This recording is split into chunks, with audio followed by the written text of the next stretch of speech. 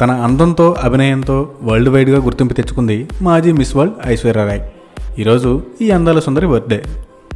After marriage almost సినిమాలకు దూరంగా ఉంటున్న ఐశ్వర్య 2010లో చేసిన గుజారిష్ తర్వాత రీసెంట్గా జజ్బా మూవీతో రీ ఎంట్రీ ఇచ్చింది. 1997లో మణిరత్నం డైరెక్షన్లో ఇరువర్ అనే మూవీతో ఫిల్మ్ కెరీర్ స్టార్ట్ చేసిన ఐష్ అంతకుముందే మోడలింగ్ చేస్తూ మిస్ వరల్డ్గా సెలెక్ట్ అయింది.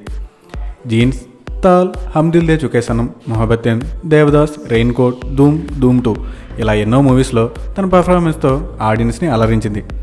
అప్పట్లో యూత్కి ఆమె కళల రాణి. మొన్నటి వరకు ప్రొఫెషన్ కంటే పర్సనల్ లైఫ్కి ఇంపార్టెన్స్ ఇచ్చిన ఐశ్వర్య రోబో తర్వాత మళ్ళీ సూపర్ స్టార్ రజనీకాంత్తో యాక్ట్ చేయబోతుందని తెలుస్తుంది. Once again a very happy birthday to Aishwarya from my dream media. అసలు ఓంకార్ అనగానే అందరి పెదాల్లో వచ్చే పదం అన్నయ్య.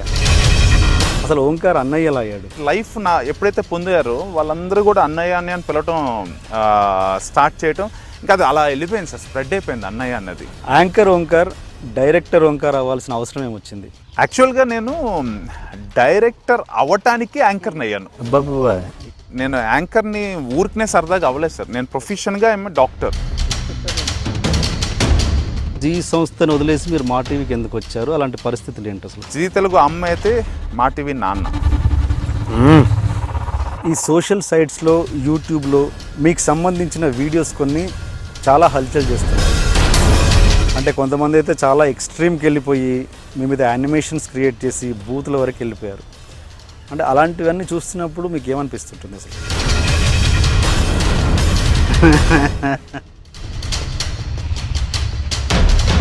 మీకు రాజీవ్కి ఎటువంటి తేడాలు జరగలేదన్నమాట అస్సలకి. మరి అలాంటప్పుడు రాజీవ్ని ప్రమోషన్కి ఎందుకు తీసుకురావట్లేదు? తప్పు చేస్తే తప్పు నేనే తెలుసుకుంటా, నేను కరెక్ట్ చేసుకుంటాను అంతే.